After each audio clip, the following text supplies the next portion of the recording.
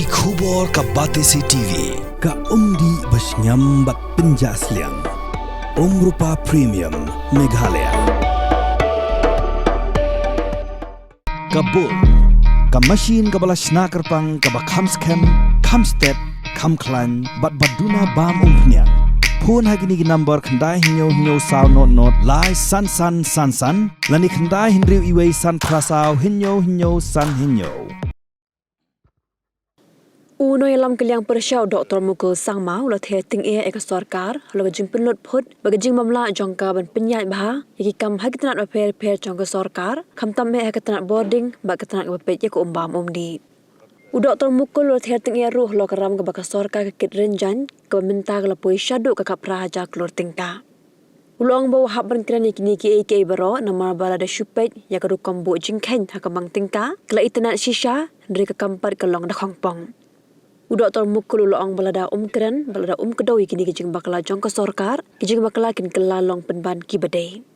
Ulai nuksa bakum nuki company ki behe ki ngam bat ki hap ban khang kerdap no, nama baki dap ram bat kimla ban ki kli biang, kum tau loong bak ab jingma ke jelaru lada ka Sorkar kam kela ka bamun. In the course of budget discussion, this is the time when we are able to take cognizance of various deficiencies or different developmental gaps. Mr. Deputy Speaker, sir. So that is precisely what we would like to do. Now, when we talk about developmental gaps, vis-a-vis the lack of transparency, let me refer to even the submission made by Honorable Member from the Treasury Bench. Just in the morning, as Honorable Member from Rongjeng was continuing his submission, he did refer the number of schemes which are being implemented, the MLA doesn't know. What does it indicate? This proves beyond reasonable doubt our contention that the issue of transparency is not the priority of this government. If the honorable members from the ruling bench doesn't know, then you can understand the pathetic situation as to how schemes are implemented. This allows enough space for misappropriation and corruption. That's the reason why we talked about the social auditing as per the mandate of the act which was passed by this particular August House. I have spoken about this. I would not like to repeat on this, but I think it is high time that we utilize this mandate of the act which was collectively, unanimously passed by this August House for the larger good of the public. Mr. Deputy Speaker, sir, every fund from the public exchequer must be spent for public good. When we say public good, it involves everybody, all sections of people, inclusive, and something which is completely away from the usual tendency of the government from deprivation. Now, if MLAs are being deprived of the transparency, then how will we expect effective implementation of the program on the ground zero? That's the reason why last time when I have visited different parts of the state, in the western part, only 2 districts, we were astonished to see that the schemes which are being implemented are not in sync with the actual DPR mandate of the DPR. That means the compromise in the matter of quality of work, thereby resulting in drainage of precious public exchequer by default or by choice or by intent. This will be because in absence of transparency, there will be reasons for us to believe that something wrong is going on, even if it doesn't. Therefore, let us have an approach whereby the community is involved, the elected members are involved. We have a robust system already formatted and put in place. Let us utilize it. But this government has been somehow deviating in such a way that this whole format which has been provided for us, a robust structure which is available for us, this is not being weighted. Now, if we go by the projections seems very fine, but let us not deny the fact. Where are we as a state? Where are we as a state? We have to determine our progress in terms of the benefit which accrue to the people in general in an inclusive and effective manner. This is reflected by how people are benefited, how our people's participation in the whole gross state domestic product can be comprehended and understood. Now, look at this alarming figure of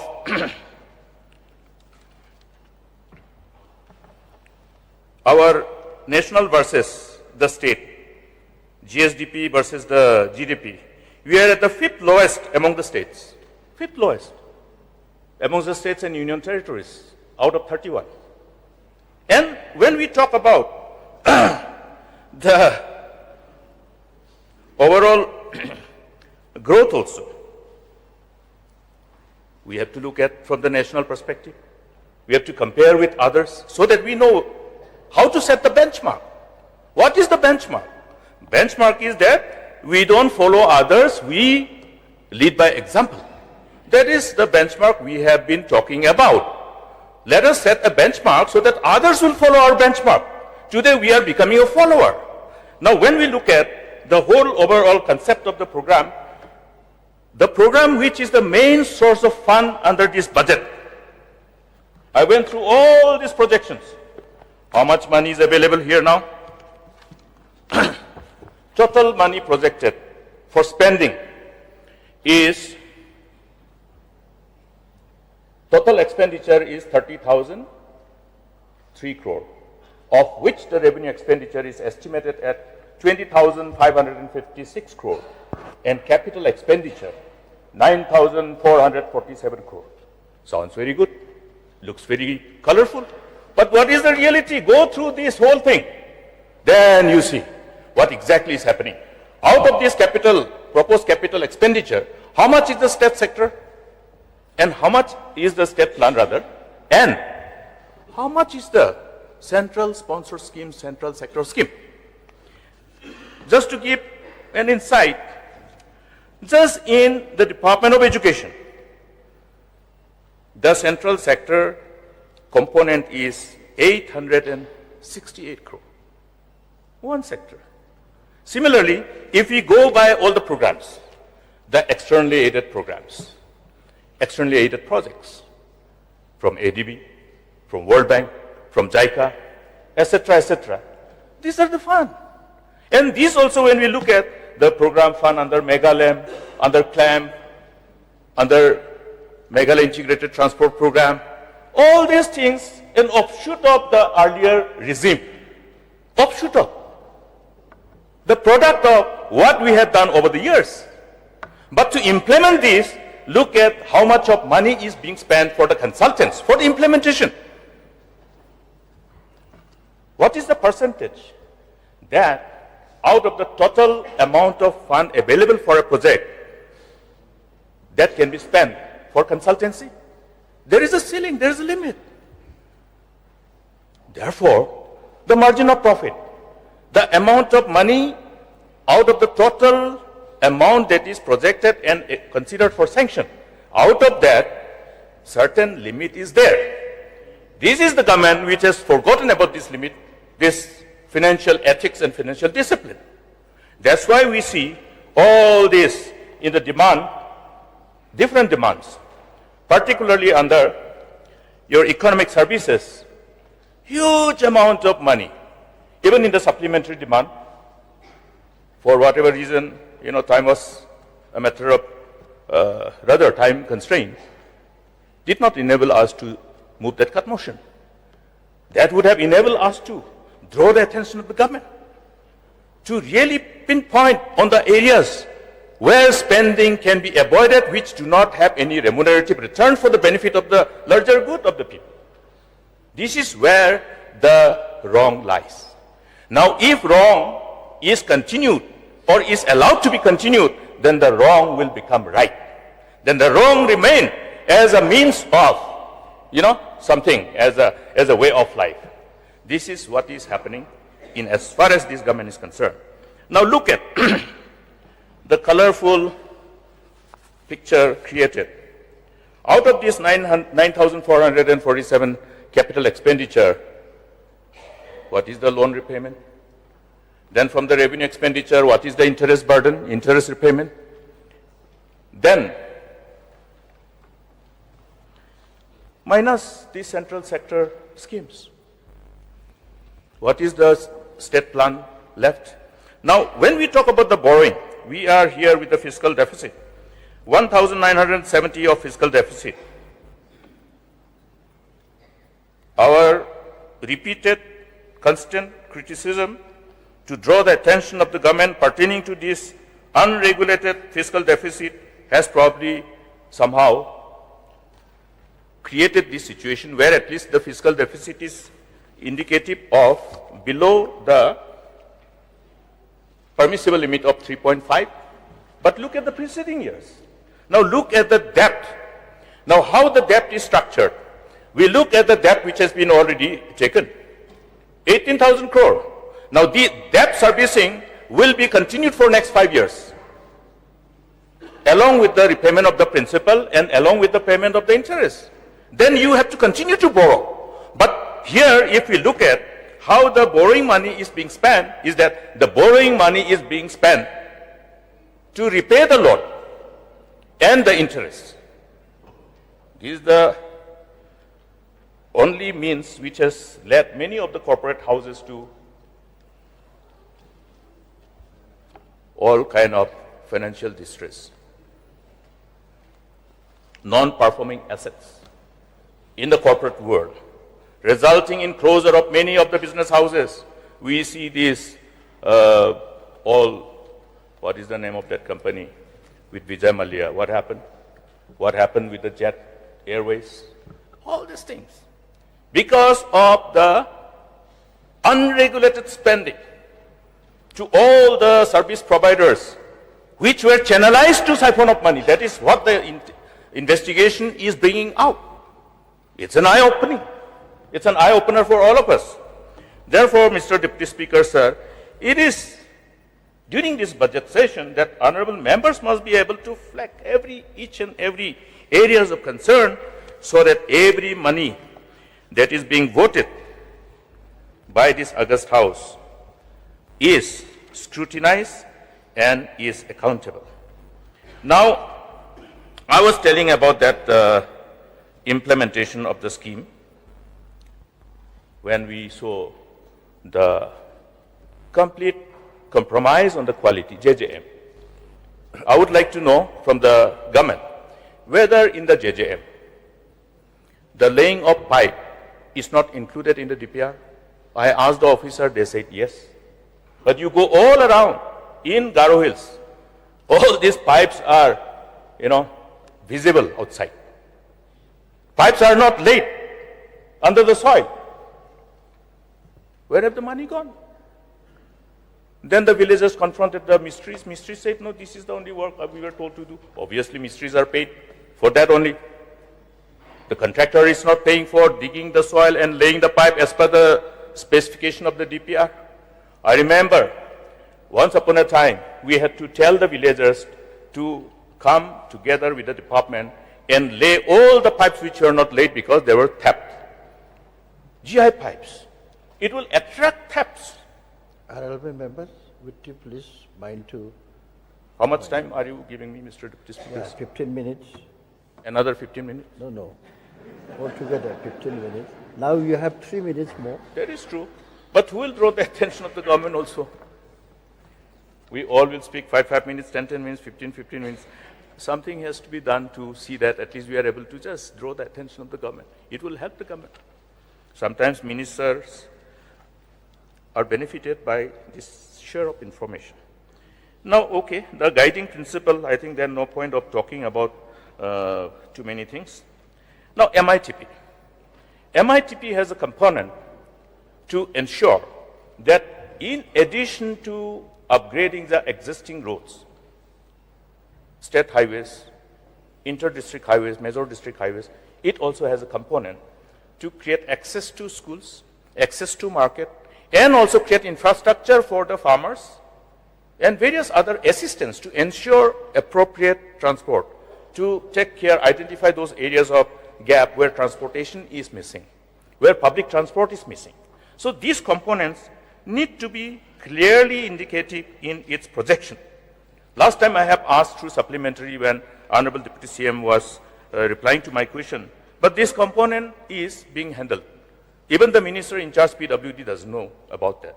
The whole portion of that particular thing had to be replied by the Chief Minister. That means the convergence, all the concept of our programs, which enable us to get so much of money under externally aided project, revolve around convergence and aggregation, so that it will have a multiplier and amplifier effect on the ultimate outcome of the scheme.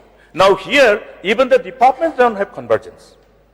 Now, we used to have a specific amount of money for convergence alone. The whole concept of basin development was designed to build partnership with the people, with the community, through convergence, and provide sustainable livelihood through partnership. Now, here, I don't see any effort to build partnership. People should know. People should be at par in terms of sharing of knowledge and everything pertaining to the department. That is what we call partnership. At par. Not as a beneficiary, but as partners. Now, if you look at every citizen of the state as beneficiary who are themselves the owner of the money, there is a wrong approach in a democracy. That's the reason why we deviated from the earlier wrong way to the correct way. People must be considered as the owner, therefore the partnership. They are the owner, we are only managing the resources of the public. Therefore, Mr. Deputy Speaker, sir, the whole concept of building partnership is to actually give weightage to the core values of democracy. That is precisely why we came up with all these interventions, and that is precisely the reason why we got so much of money from EAPs. But if you look at the implementation of schemes by the state government, even in respect of the centrally sponsored schemes, central sector schemes, you look at the record. Utilization certificates not submitted for huge number of schemes. And these are the reasons for the delay of implementation of projects. Huge number of projects. Whether it is the engineering college, whether it is the College of Architecture and Urban Planning, whether it is all other programs sponsored by Government of India, look at the CAG report, how many UCs have not been submitted for years together.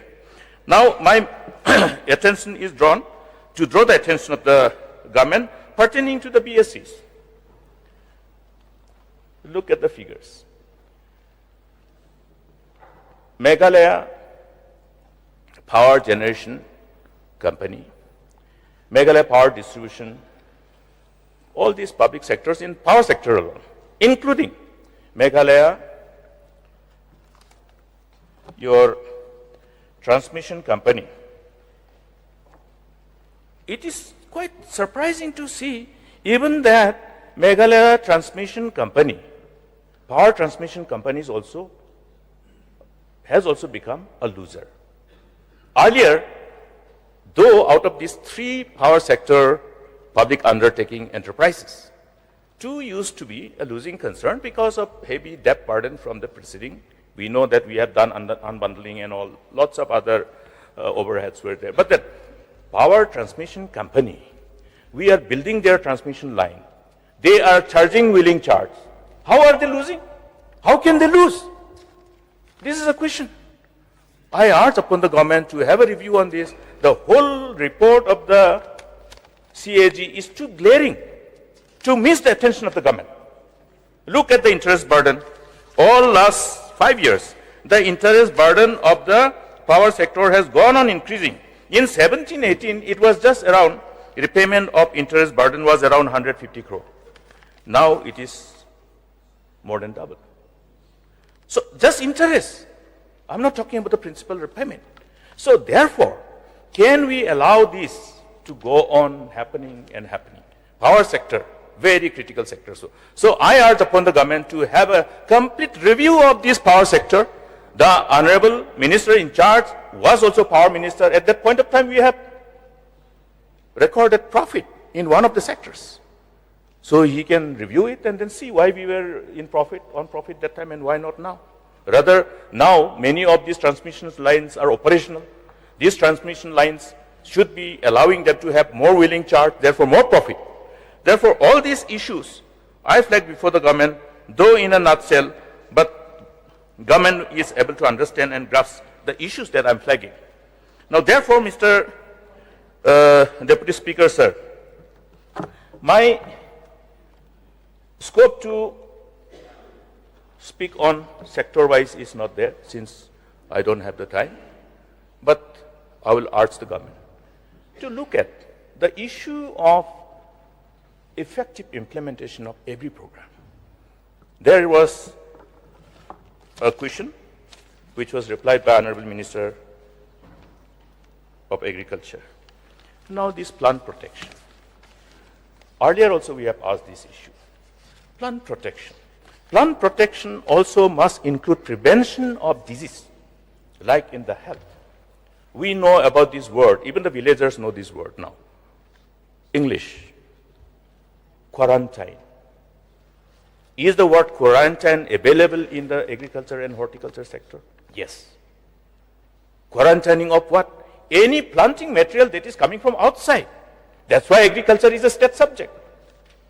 All these infected plants are being brought from outside without any inspection, scrutiny. That's why earlier agriculture officers were nomenclatured as agriculture inspectors. What is the meaning of inspector? Who inspects and enforces the provision of rule which is as per the mandate of the law. Now this has to be looked at. This is one of the major concerns. All these planting materials and other pests are coming along with the planting materials. This must be examined scientifically and professionally, and this will help us to have a prevention. And another aspect is, now talking about Areca nut, the whole, we had this similar problem in bordering Bangladesh earlier. We identified the virus, there was an effective treatment, but now it is in a larger scale. We feel pity, we feel bad, and this is something which is as though we are leaving it to the farmers. I was looking at the government's response, but government's response towards this is as though we are helpless. It is not. We are not helpless. How do we spray? I asked the farmers, how can we spray? You had today we are backed by technology. Drone. Please use drone. There is a program supported by Government of India.